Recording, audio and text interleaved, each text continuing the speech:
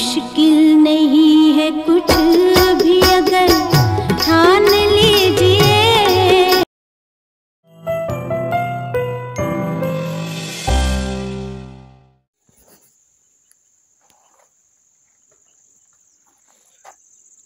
झेंडूने पूर्ण खर्च काढलाय सर.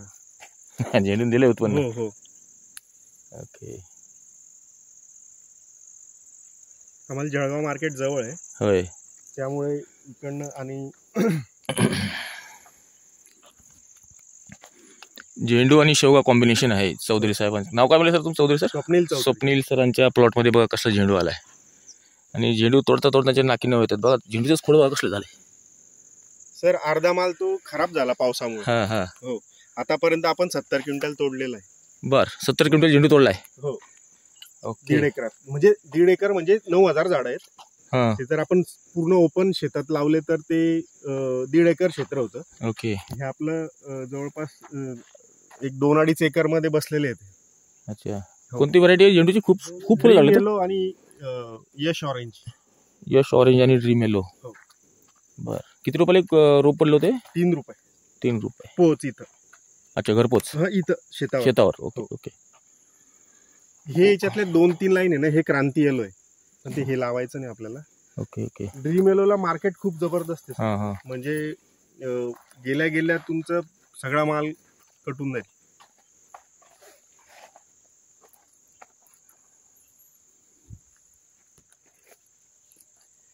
शेवग्यामध्ये झेंडू लावल्यामुळे फायदा होतो. मधमाशाचा फायदा होणारच आहे. याच्या झेंडूंच्या झाडावर पोळ बसले. झेंडूच्या झाडावर मोळ बसलेत.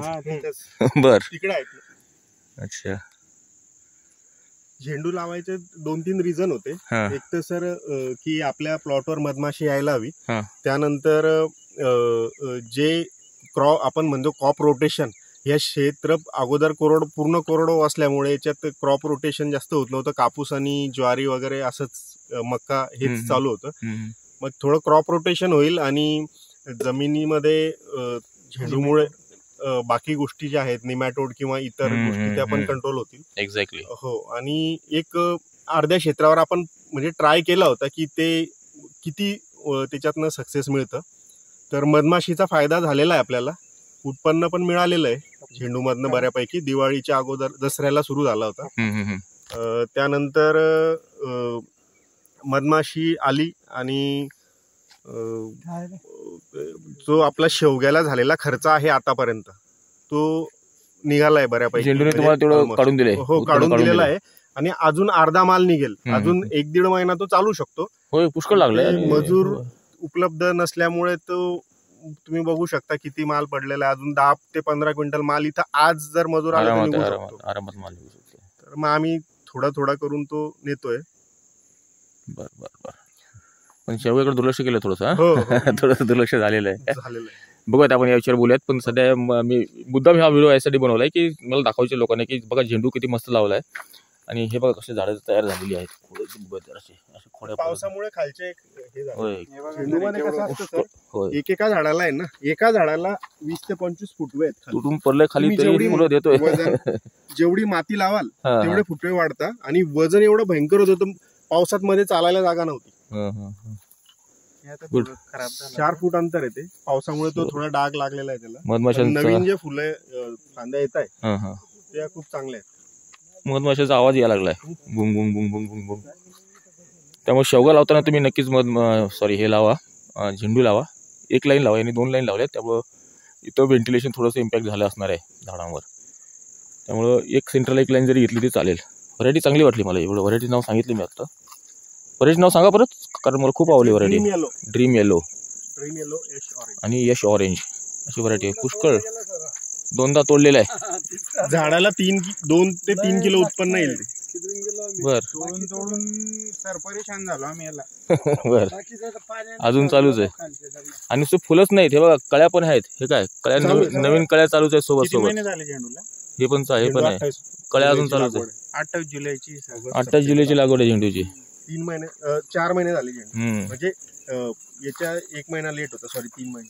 ओके. झेंडूचं कौतुक भरपूर झालं. आता शेवग्याकडे लक्ष देऊयात आपण.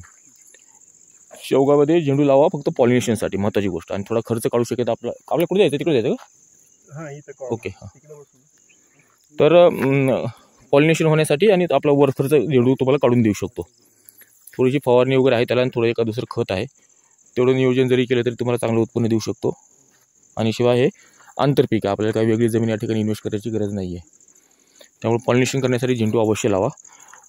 सेटिंग होण्यामध्ये जो महत्त्वाचा भाग होता तो एक पॉलिनेशन मधमाशां थ्रू करून घेणे हा महत्त्वाचा भाग होता.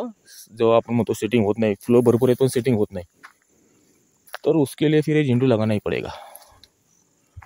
तर मधमाशा येतील. ताक बुलबुल्याची फवारणी आपण करतच आहोत. हो, मधमाशा दाखवले असेल, मूळ पण दाखवूयात आपण.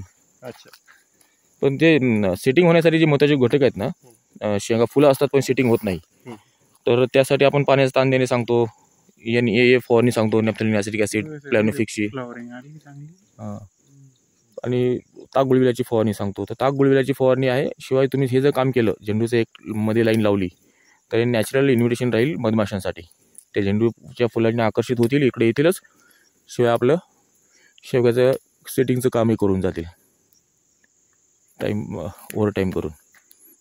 त्यामुळे तो एक फायदा होईल मधमाशांचा. हे एक चांगला आहे, खूप चांगला प्लॉट वाटला. शेवग्याचा खर्च निघून जाईल, शेवग्याचा खर्च वर खर्च निघून जातोय आणि याला काही जास्त फवारणी, जास्त खर्च खत नाही आहेत. एक फवारणी असते, एक आळीसाठी असते, ती फवारणी घेऊ शकतो आणि एखादं खत दिलं फ्लॉवरिंगसाठी, संपला विषय. ठीक.